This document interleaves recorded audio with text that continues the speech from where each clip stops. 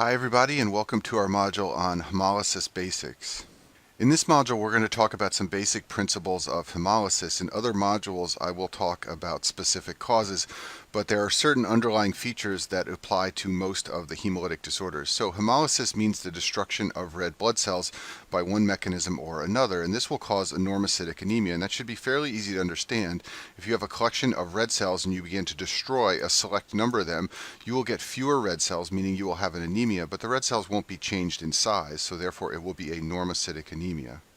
So a normocytic anemia has an MCV of about 80 to 100, and there are two general mechanisms by which you can develop a normocytic anemia. The first is underproduction by the bone marrow. These are called non-hemolytic anemias, and there are a number of reasons why the bone marrow can underproduce red cells, and I talk about all of these in other modules.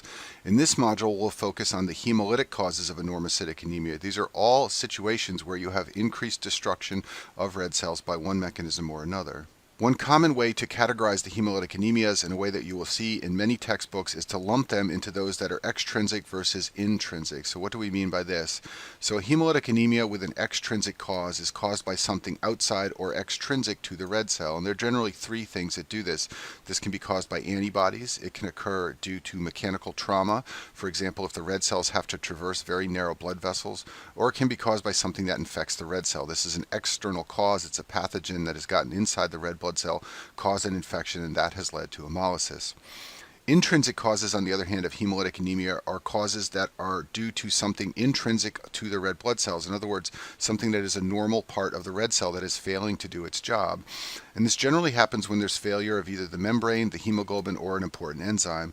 So for example, hereditary spherocytosis is the classic membrane-caused hemolytic anemia. A G6PD deficiency is the classic hemolytic anemia due to an enzyme deficiency. And then in many hemoglobinopathies, including sickle cell anemia, there's abnormal hemoglobin, and this leads to hemolysis. And those are all intrinsic causes of hemolytic anemia. So if we go back to our breakdown slide of normocytic anemias, we can now group the hemolytic anemias into those with an intrinsic cause versus those with an extrinsic cause. And I have separate modules on both of these two types of hemolytic anemia. So I told you before that hemolysis leads to a normocytic anemia, and a normocytic anemia is one of the hallmarks of hemolysis. Now let's talk about some of the other hallmarks of hemolysis in terms of lab findings and clinical symptoms. And another hallmark of hemolysis is an elevated plasma level of LDH. LDH is lactate dehydrogenase. If you've watched the biochemistry module on glycolysis, you know that it is a glycolysis enzyme.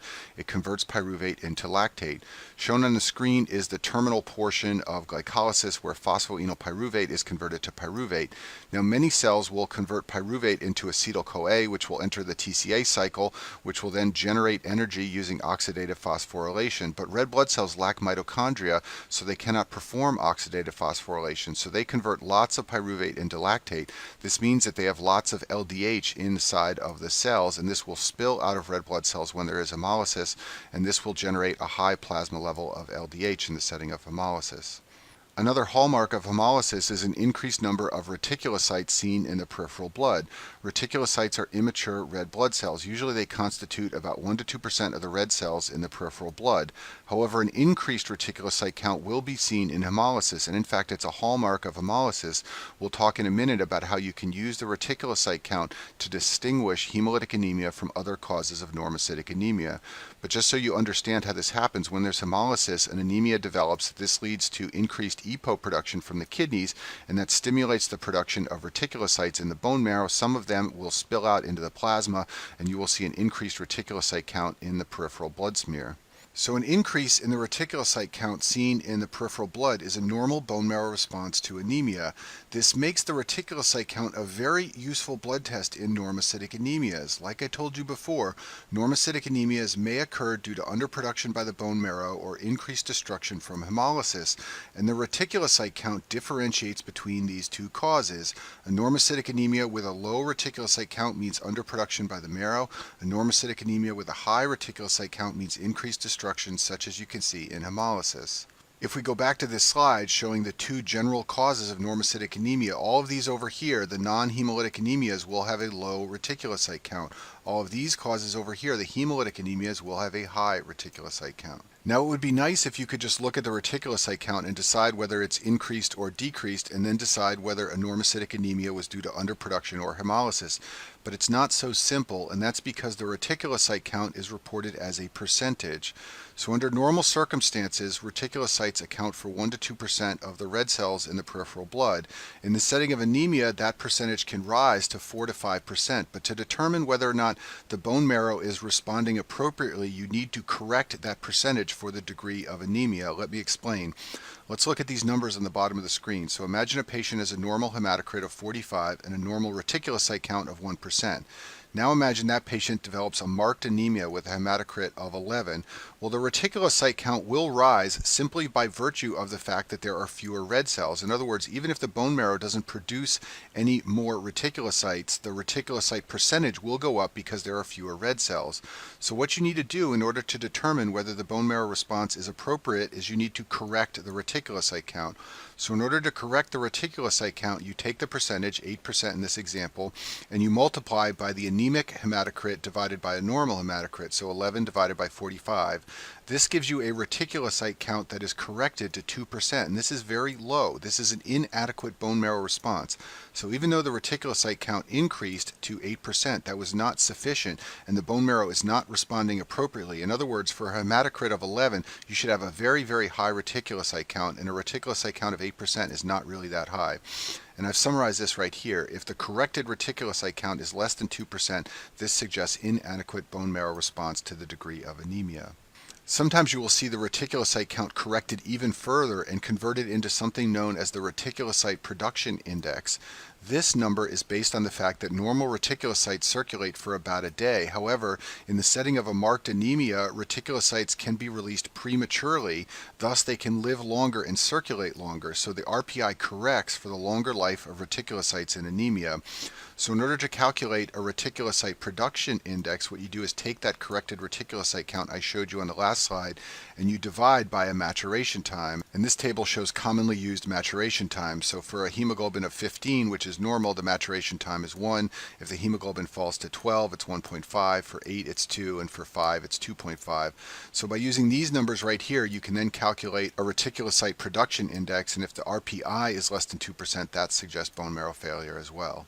Another hallmark of hemolysis is an elevated level of unconjugated or indirect bilirubin. In the GI module, I talk extensively about bilirubin. Here we're going to approach bilirubin from the hematology point of view. So when there's hemolysis, heme is released from hemoglobin and it's metabolized into bilirubin. Initially, it's made into unconjugated bilirubin, which is not water soluble and travels in the plasma bound to albumin. The liver will conjugate bilirubin into a water-soluble form that can go out in the bile. In the setting of hemolysis, there is excess production of unconjugated bilirubin. It overwhelms the liver's capacity to conjugate it and excrete it in the bile, and thus you see an increase in the level of unconjugated or indirect bilirubin. So what this means clinically is that patients with hemolysis can develop jaundice. Jaundice is a yellowish color to the skin, as you can see on this man's face. You can also find it in the sclera of the eyes, as you can see in the zoomed in picture here on the right. You can get this obviously in liver and biliary disease where you cannot excrete bilirubin, but in the setting of hemolysis, you get it because of overproduction of unconjugated bilirubin. There's an increased risk of gallstones among patients with chronic hemolysis, and hemolyzers form a special type of gallstone called pigment stones which contain bilirubin. These are the less common type of gallstone. The much more common type is cholesterol gallstones, and I talk about gallstones in detail in some of the GI modules. Now, I told you before that you can categorize hemolytic disorders based on whether they are due to something intrinsic or extrinsic to the red cell, but you can also categorize hemolytic disorders based on whether they are intravascular or extravascular. So intravascular hemolytic disorders are disorders where the blood cells hemolyze inside the blood vessels. Extravascular hemolysis is hemolysis that occurs outside the blood vessels in the liver or spleen. Both types of hemolysis will cause enormocytic anemia and a high reticulocyte count. What we're just talking about here is the location inside the body where the hemolysis takes place. So let's talk about extravascular hemolysis first. Recall that the liver receives a very large portion of the cardiac output. So if there are lots of severely damaged red blood cells, the liver will remove some of them. However, the much more important organ in terms of extravascular hemolysis is the spleen. And that's because the spleen's job under normal circumstances is to remove damaged red blood cells. So in the setting of a hemolytic disorder, the spleen can start taking more red cells out of circulation than normal. So the spleen's job under normal conditions is to destroy poorly deformable red cells. There are structures inside the spleen called the cords of Billroth. These are vascular channels that end blindly. They're found in the red pulp of the spleen. I'll show you a picture of that in a minute. So under normal circumstances, red cells have to deform to pass through slits in the walls of the cords of Billroth. Only the young and healthy red cells are able to deform in this manner. Old or so-called senescent red cells or damaged red cells get stuck in the cords and they get phagocytosed by macrophages in the spleen. So in the setting of certain hemolytic disorders, especially ones where the shape of the red cell is abnormal, you can see an increased splenic removal of red cells, and that is a form of extravascular hemolysis. Obviously, it's occurring outside of the vasculature. Here's a picture of the spleen from some of our immunology modules. The blood comes in here through the artery. It then percolates through the white pulp and the red pulp. And out here in the red pulp is where you can find those cords of Billroth, which red cells must deform and squeeze through in order to remain in the circulation. When hemolysis occurs inside blood vessels and outside of the spleen, we call that intravascular hemolysis.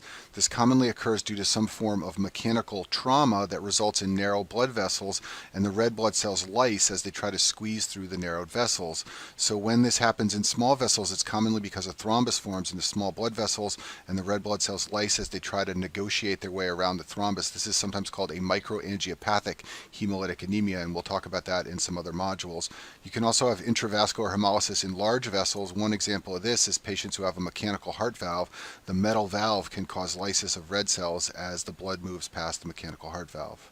Now let's talk about haptoglobin, which is a plasma protein, and you can measure the level of haptoglobin in the serum, and it's useful in the workup and diagnosis of certain hemolytic anemias. Haptoglobin's job is to bind free hemoglobin, and then the haptoglobin-hemoglobin complex will be removed by the liver. So the level of free serum haptoglobin will fall when there's hemolysis and haptoglobin starts binding up all that free hemoglobin.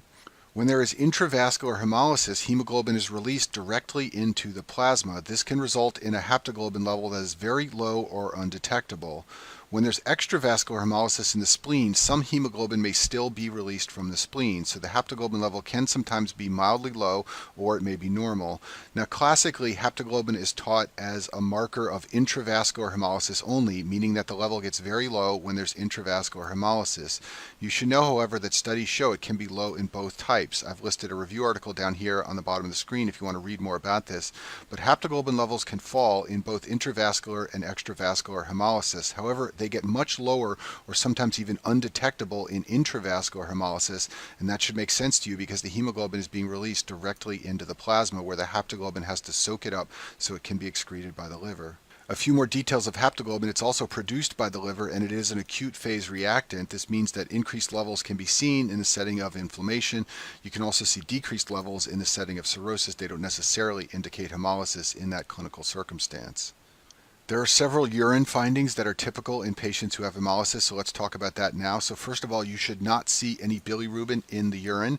That's because the type of bilirubin whose level rises in hemolysis is the unconjugated type, which is not water soluble, and therefore it cannot pass into the urine. If there is intravascular hemolysis, the haptoglobin can become saturated. This will result in free excess hemoglobin that floats around in the plasma. This is called hemoglobinemia. Some of that free excess hemoglobin will be filtered by the kidneys and spill into the urine, and this is called hemoglobinuria. And you can detect hemoglobin in the urine with a urine dipstick test. Now, some of the hemoglobin will be reabsorbed in the proximal tubules where the iron will be converted into ferritin. This will lead to production of a substance called hemosiderin in the tubular cells. The tubular cells slough into the urine over time, and if you spin the urine down to its sediment and stain it with the Prussian blue stain, you can see evidence of hemosiderin. That's called hemosiderinuria, and you can see that in patients who have hemolysis, and that's from iron getting into those tubular cells. Now, you won't often see urine tested for hemosiderin, but you will commonly see urine tested with the urine dipstick test. And as I said before, hemoglobin is part of the urine dipstick. This is a picture of a urine dipstick on the screen. You can see that hemoglobin is one of the components. The dipstick will change colors to indicate the presence of hemoglobin. You should also know that hemoglobin can turn the urine red or brown. This is a picture on the screen of what a urine sample can look like in someone who has hemolysis.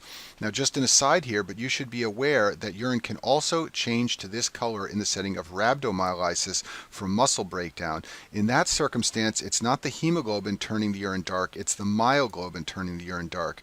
And the dipstick cannot distinguish between hemoglobin and myoglobin, so the dipstick will become abnormal whether there is hemoglobin or myoglobin in the urine. It cannot tell the difference between the two.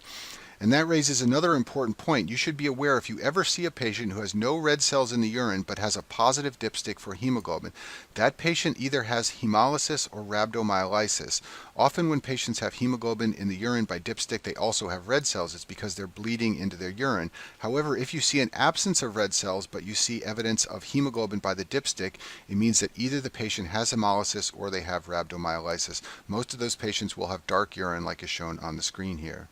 So this slide summarizes the classic findings of a patient with hemolytic anemia. They will have a normocytic anemia with a normal MCV. The LDH level will be high. There will be a rise in indirect bilirubin, which can lead to jaundice. There will be an increased reticulocyte count, and the haptoglobin level will be low. It will be much lower or undetectable in patients who have intravascular hemolysis. And then on urine testing, you will find evidence of hemoglobin and hemosiderin if the hemolysis is intravascular. The last topic I want to discuss in this module is Parvovirus B19. This is a viral infection that is especially dangerous to patients who have chronic hemolytic anemia. Parvovirus B19 is a DNA virus and it replicates in red blood cell progenitor cells and it leads to decreased erythropoiesis. Now, in healthy patients who are infected with Parvovirus B19, the red blood cell production returns to normal in 10 to 14 days. Usually they have a very mild anemia or no anemia at all, and this virus commonly infects school-aged children. They often don't have a red blood cell count monitored. They may look a little pale for a day or so, but then they feel better and they have no serious consequences.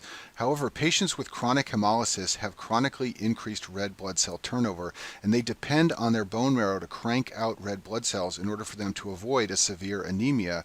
So in this circumstance, the lack of erythropoiesis in the setting of a B19 infection can lead to severe anemia, and these patients can develop pallor, weakness, and lethargy, all signs and symptoms of a marked anemia. This is sometimes referred to as an aplastic crisis in patients with chronic hemolysis. B19 is classically taught as complicating sickle cell anemia, but it can also complicate hereditary spherocytosis or beta thalassemia major. We'll talk about all these conditions in other modules, but for our purposes here, just know that patients with these conditions have chronic hemolysis and they depend on their bone marrow to maintain a reasonable red blood cell count. If they become infected, they can get a very serious anemia.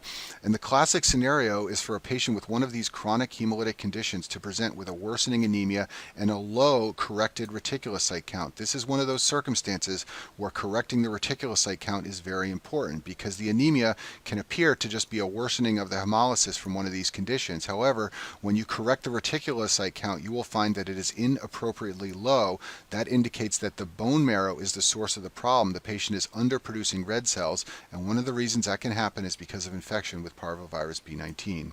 The last topic for this module is back and abdominal pain. These are symptoms that are seen in some hemolytic syndromes. For one thing, abdominal pain can occur if splenomegaly is a prominent feature of any hemolytic disorder. In addition, back and abdominal pain can occur due to smooth muscle spasm in the abdomen and back area. This is thought to result from low levels of nitric oxide. You may know that nitric oxide is a smooth muscle relaxant, so if the level gets low, that can lead to smooth muscle spasm in the back and abdomen. It turns out that nitric oxide is scavenged by free hemoglobin, so if free hemoglobin is a prominent component of a hemolytic disorder, that can lead to low levels of nitric oxide, which can trigger smooth muscle spasm. And this is common in some hemolytic disorders, especially patients who have paroxysmal nocturnal hemoglobinuria or G6PD deficiency. In both of these disorders, patients have episodes of increased hemolysis, and during those episodes, they often complain of back and abdominal pain. And that concludes our module on basics of hemolysis.